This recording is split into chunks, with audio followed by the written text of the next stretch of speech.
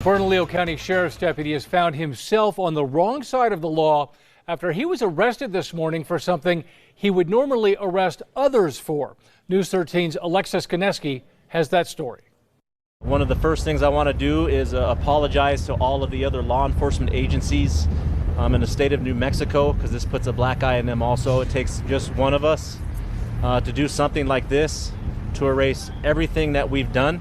That's Bernalillo County Sheriff John Allen explaining his disappointment over why one of his deputies is now behind bars. I will not stand here as the sheriff and allow our personnel to be a problem on what we're trying to battle, and they will be held accountable.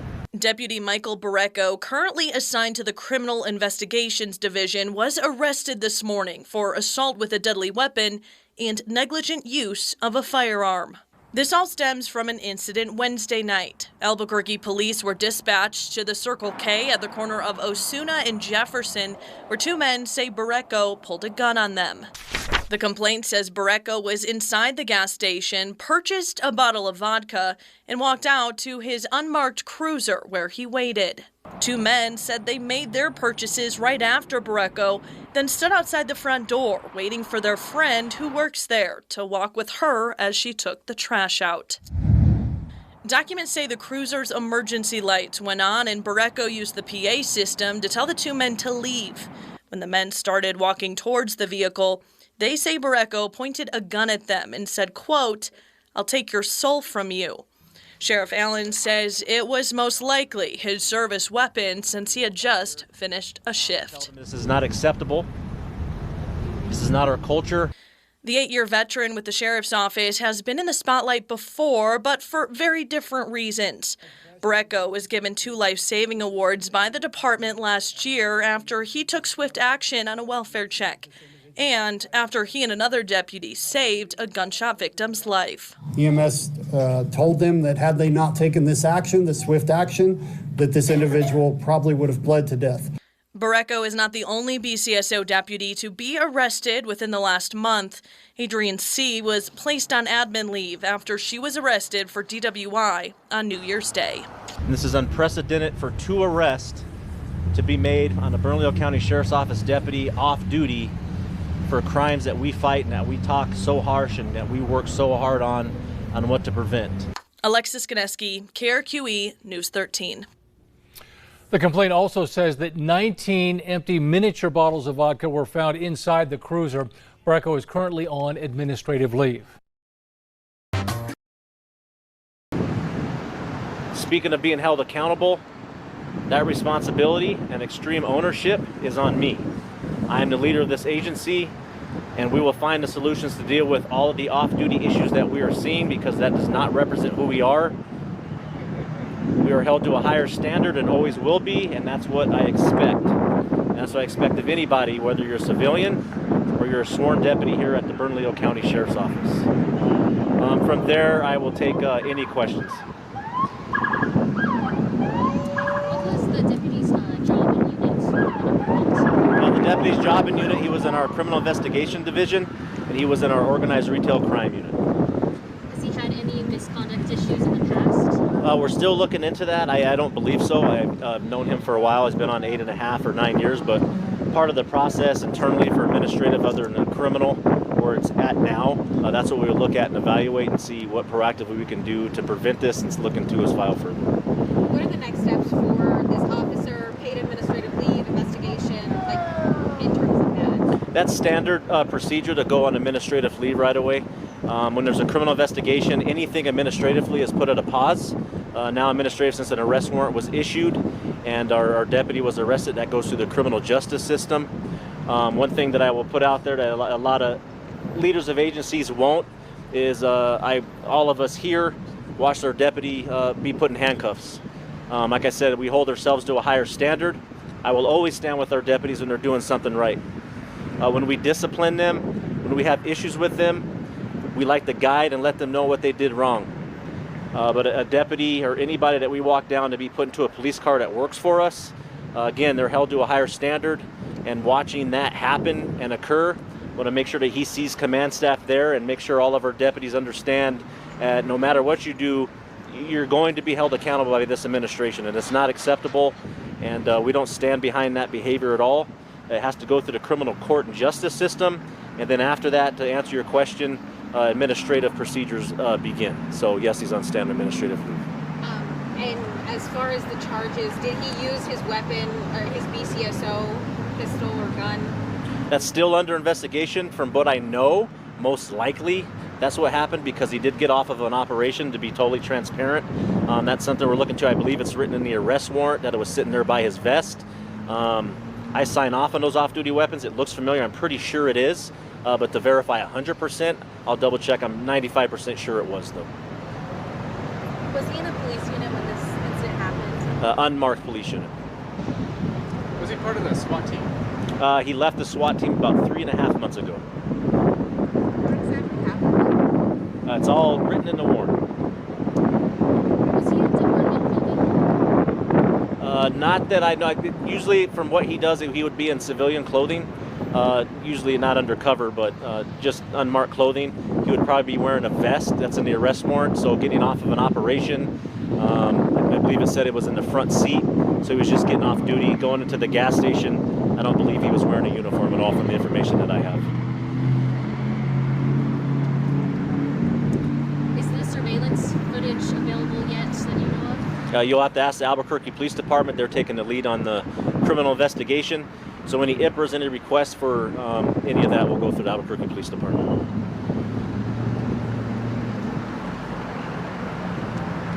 All right, thank you. Do you guys have any additional questions? Well, a notoriously problematic market in Albuquerque's International District is sadly living up to its reputation. Just last week, a woman was shot and killed in the parking lot. Days later, there was just an awful assault and robbery, all caught on camera. And City of Albuquerque officials have been calling for the Adam Market along Central to just close because of all the violence and danger there.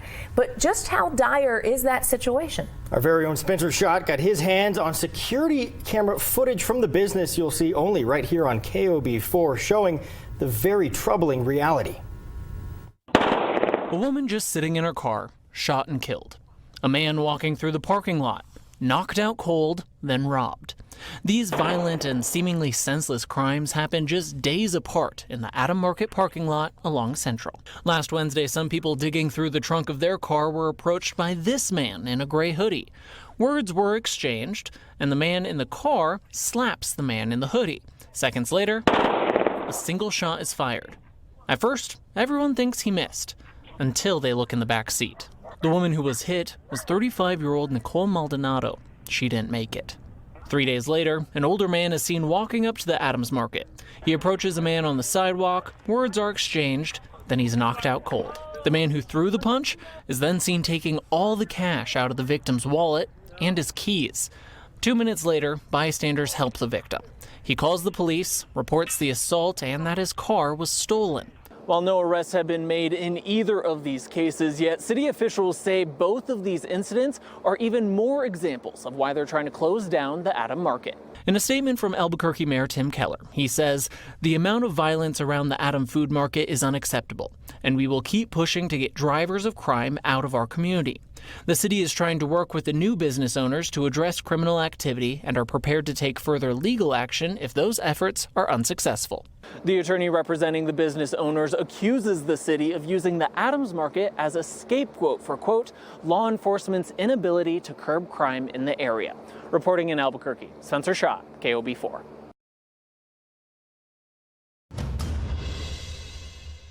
The name of our evil is not the boogie monster, it's Apodaca.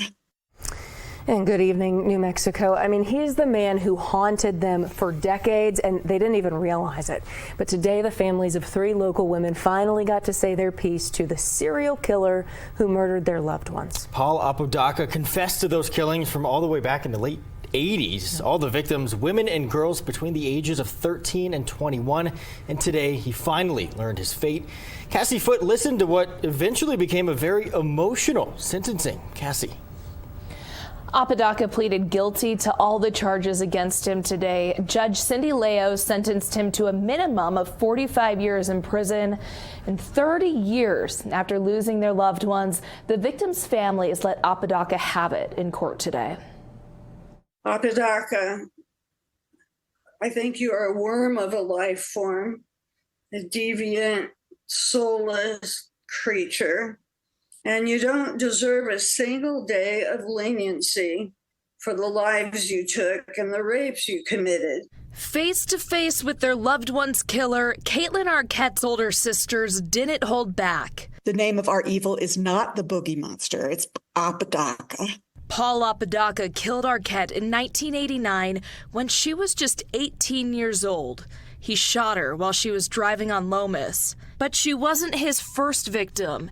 He stabbed Althea Oakley to death the year before.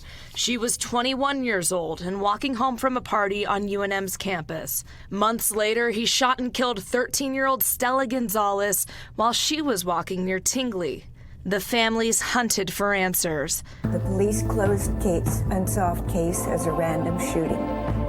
It was not. The cases went cold for decades until 2021. UNM police picked up Apodaca for violating his probation on completely different crimes.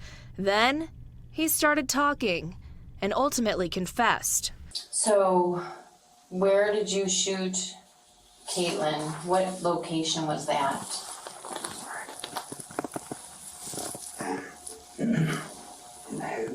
Caitlin's sister Carrie talked about seeing Caitlin in the hospital before she died, saying the image comes with every memory of Caitlin. Her head was the size of a basketball. I was shocked. I didn't know a skull could swell like that. Then I realized that the bandages had slipped and I could see the hole in Kate's temple where the bullet entered. During the sentencing, Apodaca told the families he confessed to give them closure. I'd like to begin by expressing my sincere and deepest sorrow for taking the lives of Althea Oakley, Caitlin Arquette, and Stella Gonzalez. He also told them he was sent to a psychiatric institution when he was 13, after his father and uncle were shot and killed. Over the years, I've cried rivers of tears for these beautiful souls. And for my own family, who have also known the loss of loved ones through gun violence. Apodaca will spend a minimum of 45 years in prison, a new chapter for the families who waited 35 years for justice. Apodaca killed my sister and others because he wanted to. It made him happy, and I really, really, really don't want him to be happy now. Cassie Foote, KOB4. Recordings just. Cubs couple facing felony child abuse charges after their baby landed in the hospital with broken bones. Reporter Alyssa Munoz followed up with the Lee County Sheriff's Office for updates on this case. Alyssa. Sasha, police say the baby boy has a long road ahead of him, not only because of the broken bones, but permanent brain damage. His 6-year-old sister, who also lived in the home, tested positive for meth in her system. The chief deputy is saying this case is unlike others. This is probably one of the worst cases that I've seen of child abuse, physical child abuse. On January 12th, police arrested Brianna Hernandez and Dominic Martinez after hospital staff at Covenant Health Hobbs Hospital said that a baby boy showed signs of child abuse. Body cam footage shows police searching their house for evidence, and that's when they noticed something in the playpen. Is that blood? And in the trash, a diaper and wipes. It looks like there's blood on it too. According to the criminal complaint, police spoke with the 6-year-old daughter, and she told them when her brother wouldn't wake up, her mom and dad would throw water on him, and mentioned she thought Malachi, her brother, was a dead body. Chief Deputy Chan Kim says both suspects also searched alarming things online. So there were searches like how to get rid of bruises quickly. They researched the number to the public defender's office. There were searches for can a baby be held upside down? And so those were alarming to us. Hernandez told police she told Dominic everything would be okay as long as he's breathing and acting normal. When police questioned her about the bruises, she said Dominic was never like that, but now that she's putting 2 and 2 together, she thinks he did it, and she would never do that to any of her kids. However, police noted Hernandez didn't show any reaction or concern when hearing about the baby's injuries. Hernandez has been released from police custody on conditions. Some other conditions, I don't recall exactly what all the conditions were that the judge issued, Also, she is allowed to visit the children, and those are only supervised from what I understand at this time. Dominic is still being held not only because of this child abuse charge in this case, but also because he revoked his conditions on a previous child abuse case during a domestic dispute in July. Reporting in studio, I'm Alyssa Munoz, KOAT Action 7 News. Alyssa, thank you. Hernandez has other children besides the two that were living with her. We did reach out to CYFD to confirm if Hernandez is allowed to visit her children. They replied with, the other children are safe.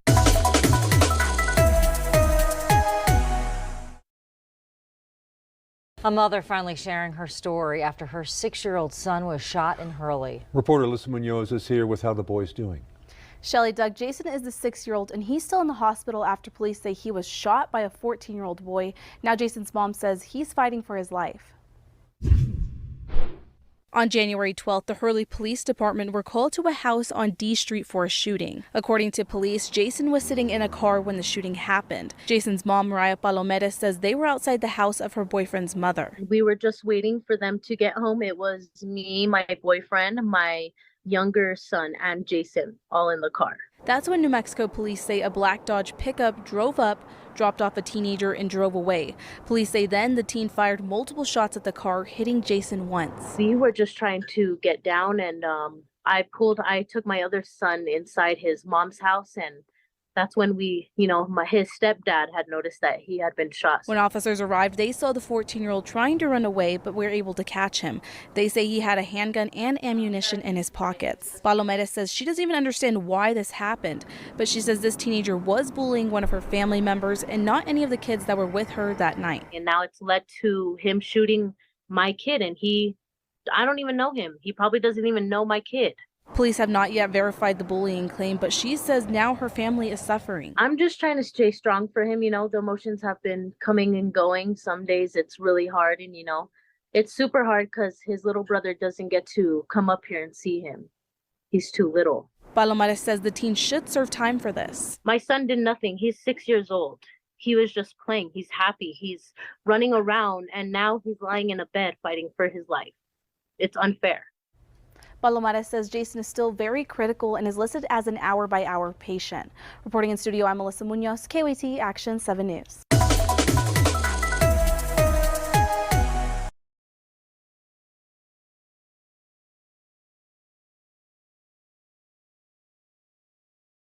Just this week, a rape allegation on the University of New Mexico campus. 7 helps keep you safe by talking with the school about the resources available to students. Reporter Alyssa Munoz is here with what campus police have to say. Alyssa. Sasha, campus police say the incident happened on Thursday. Both UNM Goria Crisis Center and campus police talked to us about what students can do in cases like this.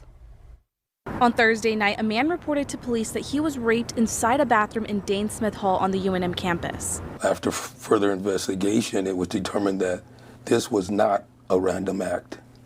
While the case is under investigation, UNM Police Department would like to assure everyone that their safety is our priority. So we talked to the Agora Crisis Center about the resources they provide, and they stress you don't need to wait till you're in a crisis to reach out. There's this tendency for us to want to keep it in and not make our problems other people's problems. But really, sometimes it just takes someone being present with you to help release some of that, some of the things that we're holding inside. Lieutenant Bitsoy says apps like Lobo Guardian, Lobo Alerts, and Emergency Blue Lights help maintain campus safety by putting students in contact with emergency services sooner. But of course, if you are out at night, there are steps you can proactively take to stay safe. I highly recommend travel in groups. Go with a friend, especially at night. It's that buddy system. And 2, if you see anything that's unusual or suspicious, simply call us and we'll go and investigate. The Lobo Guardian app also allows students to report suspicious activities, social media abuse, and even request a security escort. Reporting in studio, I'm Alyssa Munoz, KOAT Action 7 News.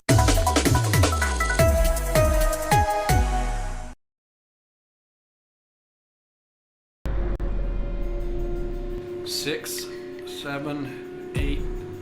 Follow my finger with just your eyes. Do not move your head. Sir, you have failed my field sobriety test. Turn around, face the vehicle, place your hands behind your back. You have the right to remain silent. Anything you say can and may be used against you in a court of law. These hurt my kids.